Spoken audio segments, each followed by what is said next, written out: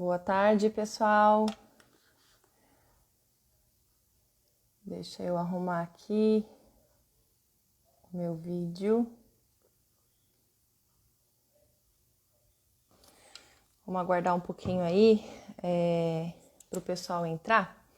Mas depois eu vou deixar salvo esse vídeo também aqui no meu feed, para quem não assistir agora na live poder assistir depois, tá? Eu vou esperar aqui um minutinho para o pessoal ir entrando. E enquanto isso, deixa eu contar uma coisa para vocês. Já tem um tempo que eu tenho tido muita vontade assim de estar mais presente aqui, né, na minha página e conversar com vocês a respeito de alguns assuntos assim que tem queimado no meu coração. E eu confesso que eu protelei isso um pouco. Eu fui empurrando com a barriga até onde deu. Mas chegou o tempo certo, né? Em que agora eu vou começar esse novo tempo aí compartilhando com vocês um pouco da minha vida, um pouco do que eu tenho vivido, um pouco do que eu já aprendi até aqui na minha caminhada, né? E espero que de alguma forma isso possa ser útil para vocês, ser edificante, né, para a vida de vocês. Eu acredito que muitas pessoas que me seguem aqui no Insta ainda não conhecem a minha história, né? Talvez muitos não conheçam de fato quem é a Liz e quais são as minhas lutas e o que eu já passei na vida, né? Todo mundo tem uma história para contar e hoje eu começo aqui esse projeto para começar a contar para vocês um pouquinho quem é a Liz e o que eu já passei na vida, o que Deus tem falado comigo, enfim, né? Vou deixar aí Deus falar e vocês também, se tiverem alguma dúvida, se quiserem, né, que eu fale mais a respeito de algum assunto, vocês também podem escrever para mim, mandar um direct, a gente pode conversar. Bom, acho que todos aqui já sabem, né, que eu moro em Criciúma, em Santa Catarina. Na verdade, agora eu estou em Cocal do Sul, desde agosto do ano passado, mas já faz quase 3 anos e meio que a gente veio aqui para Santa Catarina, né? Morava em Criciúma até pouco tempo atrás.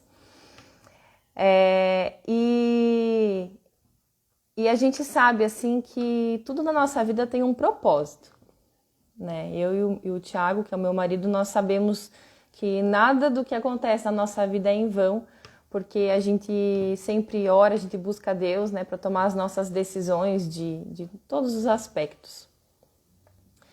E uma das maiores lutas, né, que eu já enfrentei na minha vida, com certeza foi em relação ao meu diagnóstico de câncer. E isso foi em 2017.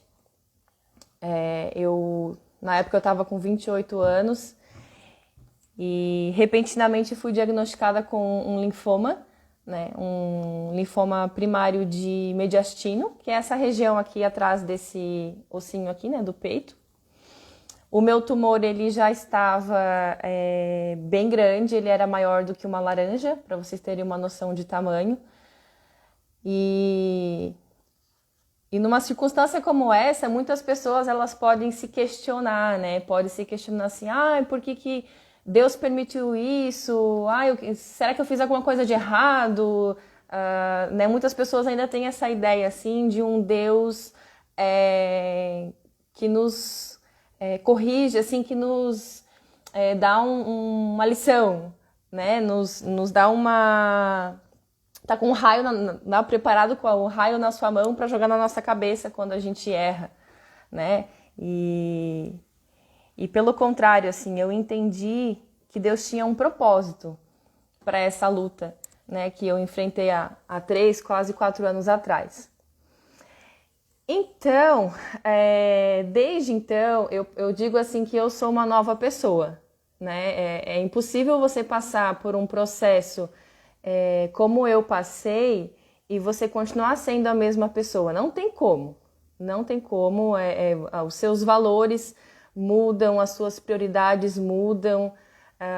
O que era muito importante para mim até aquela época, hoje já não é mais, né?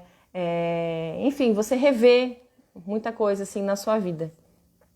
Mas eu queria focar hoje em relação a essa ideia que as pessoas têm de que Deus é um Deus malvado, né? É um Deus que nos castiga. Essa palavra que eu queria falar antes que me fugiu, né? Principalmente as pessoas que não têm um relacionamento com Deus ou que por alguma razão elas se frustraram na sua caminhada ou não entenderam de fato o que a palavra fala sobre isso, elas acham que Deus é um Deus que castiga, né? Que ele está pronto a nos castigar se nós fizermos coisa errada. Então tem muitas pessoas que talvez até hoje tenham uma fé, mas é uma fé por medo, né? Acreditam em Deus e talvez tentam errar por ter medo de Deus, né? Só que a sua motivação, o seu conceito, ele está errado, né? Quando você vê pela palavra de Deus quem é Deus de fato, né? E eu queria ler para vocês uma passagem que tem falado muito comigo nos últimos dias, que está lá em Salmo 103, depois se você quiser abrir, está lá em Salmo 103, a partir do versículo 8, que diz assim: O Senhor é compassivo e misericordioso, muito paciente e cheio de amor. Não acusa sem cessar, nem fica ressentido para sempre. Não nos trata conforme os nossos pecados, nem nos retribui conforme as nossas iniquidades. Pois como os céus se elevam acima da terra, assim é grande o seu amor para com os que o temem. E como o Oriente está longe do Ocidente, assim ele afasta para longe de nós as nossas transgressões. Como um pai tem compaixão de seus filhos, assim o Senhor tem compaixão dos que o temem, pois ele sabe do que somos formados. Lembra-se de que somos pó. A vida do homem é semelhante à relva, ela floresce como a flor do campo, que se vai quando sopra o vento e nem se sabe mais o lugar que ocupava. Mas o amor leal do Senhor, o seu amor eterno, está com os que o temem, e a sua justiça com os filhos dos seus filhos, com os que guardam a sua aliança, e se lembram de obedecer os seus preceitos. Então, aqui na palavra, a gente já pode ver que essa ideia de que Deus é um Deus de castigo, é um Deus de que nós vamos ser punidos por algo que nós fizemos, por algo que nós erramos, aqui a palavra já está desmentindo isso, que Deus é o quê? Ele é compassivo, misericordioso, muito paciente e cheio de amor, né? Então, retornando, né, a ideia de que quando eu tive o câncer, por exemplo, talvez alguém tenha essa ideia, né? Nossa, será que a Lizzy pecou? Será que o que aconteceu, né, para Deus ter permitido esse mal na vida dela, né? Só que o que acontece assim, que na palavra, gente, não existe nenhuma promessa da parte de Deus de que aqui nesse mundo, na nossa vida, nós não teríamos aflições, né? Não existe nenhuma passagem na Bíblia que diga assim, olha, se você servir a Deus, se você temer a Deus, a sua vida vai ser um mar de rosas, você não vai ter lutas, você vai ter uma vida plena e sem dificuldades, né?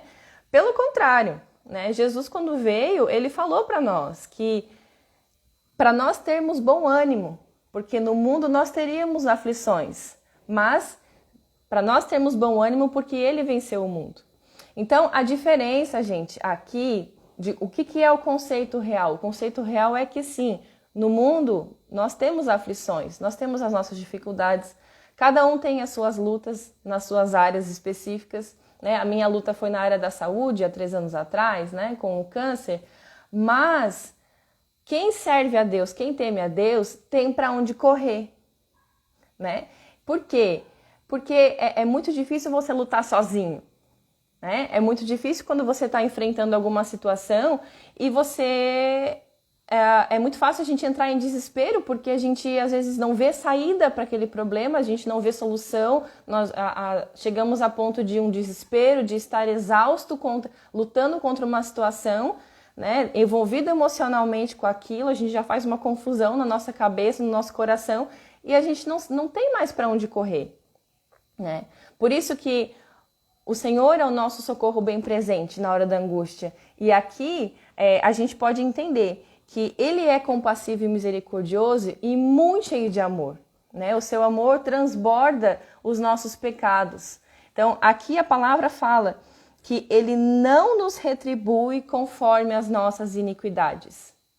Então, eu queria deixar isso para vocês hoje, né? Que vocês guardem no coração de vocês que o nosso Deus é, sim, um Deus misericordioso e um Deus de amor.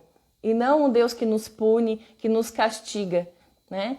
E uma outra coisa que eu queria comentar com vocês hoje, na semana passada, eu estive conversando com uma pessoa, uma pessoa idosa, já de uma idade bem avançada, assim, né? E por alguma razão, essa pessoa virou para mim e falou assim: a minha vida não tem sentido.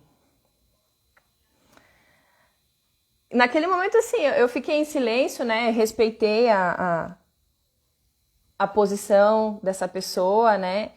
E só que isso me fez refletir muito, assim, o quanto as pessoas, o quanto sem Deus, assim, a gente fica perdido.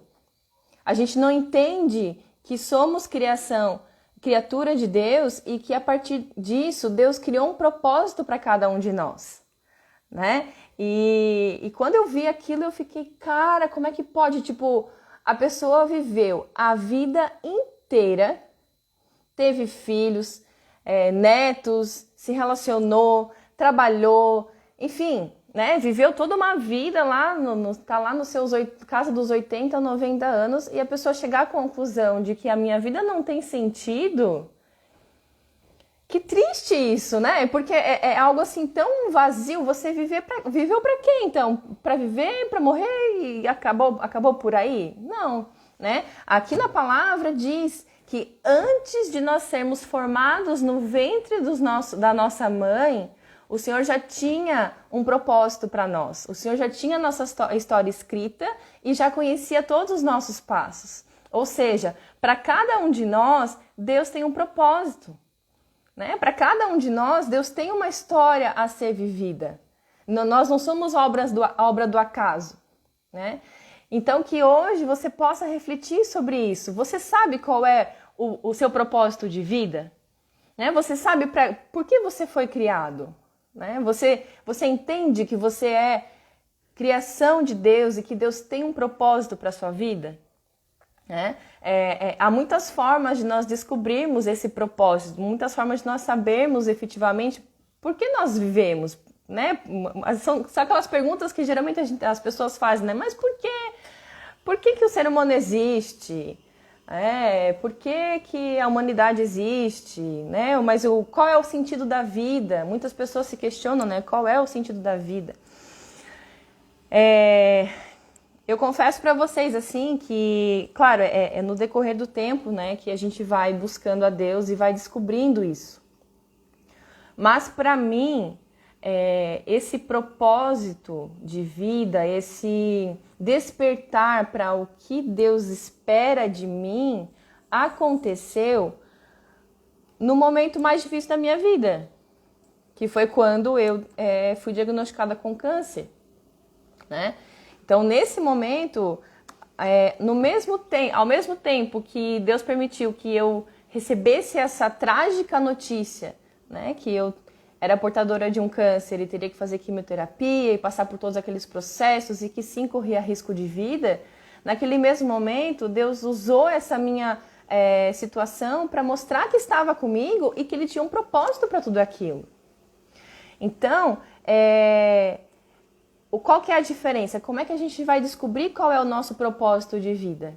Né? É buscando na fonte. E a fonte é quem nos criou. né? Não é mais fácil você perguntar, por exemplo, você vê uma invenção nova, né? Um inventor, alguém inventou lá um objeto que você não faz nem ideia para que serve.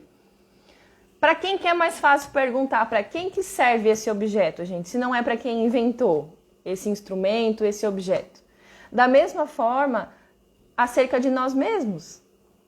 Nós somos criaturas de Deus, nós somos formados por Deus, então é muito mais fácil, em vez de nós buscarmos em tantas coisas, que a gente se coloque aos pés do Senhor e busque na fonte. Qual é o meu propósito? Qual é o sentido da minha vida? Né? E vai ser muito mais fácil, porque com o tempo, Deus vai trazendo no teu coração e vai te mostrando qual é o seu propósito de vida. E hoje, o dia de hoje, né, isso que eu estou fazendo aqui, ele já faz parte desse propósito que ele me revelou há 3 anos atrás. Né? Só que, claro, para tudo existe um processo, para tudo existe um tempo determinado, né, um tempo correto para que as coisas iniciem. E hoje nós estamos vivendo um novo tempo na nossa vida, né? E colhendo frutos já de muitas sementes que foram lançadas. Então eu quero encorajar você, né? Se você até hoje não sabe qual é o propósito da sua vida, não sabe por que Deus te criou efetivamente, o que Ele espera de você, que você busque na fonte, né? Não busque em outros lugares. Busque em quem te criou, porque Ele vai saber, Ele já sabe desde antes de você ser formado qual é o teu propósito de vida, né? Aonde você pode ser útil, né? Ele te deu dons, te deu talentos e não é para você guardar isso para você, é para você usar para alcançar outras pessoas, para ser bênção para outras pessoas.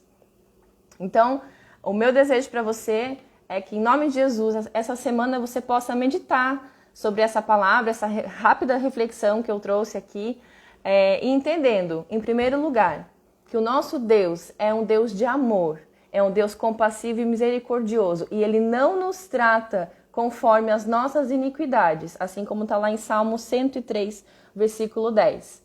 Em segundo lugar, entendendo que Deus é um Deus de amor e nos criou em amor, porque Ele nos ama para sua honra e glória, qual é o nosso propósito? O que Deus espera da sua vida? Né? Não viva a sua vida em vão, assim como aquele senhor que eu conversei e disse para mim, olha, minha vida não tem sentido.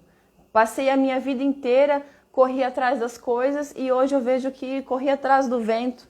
Então não corra atrás do vento. Procure em Deus qual é o seu propósito de vida e busque incessantemente até alcançar esse propósito de vida. Amém? Um beijo para vocês. Semana que vem estou de volta aqui com alguma reflexão. E se quiserem que eu comente alguma coisa, algum assunto específico, me manda um direct, me manda uma mensagem. Vou procurar responder vocês. E fica aqui também um convite para o pessoal de Cocal do Sul. No dia 23 de fevereiro, nós vamos começar as nossas reuniões da célula da Igreja Bola de Neve, Igreja Evangélica Bola de Neve, aqui em Cocal do Sul. Na minha casa, inclusive. Então, fica o convite, você é o nosso convidado especial para conhecer, que é para aprender mais sobre a palavra de Deus, para aprender mais sobre Jesus, para nós podermos te ajudar, para entender qual é o seu propósito de vida, né? Então, se você tiver dúvidas, se tiver vontade de nos visitar, a partir do dia 23 de fevereiro, você é nosso convidado especial. Amém? Obrigada, Deus abençoe. Tchau!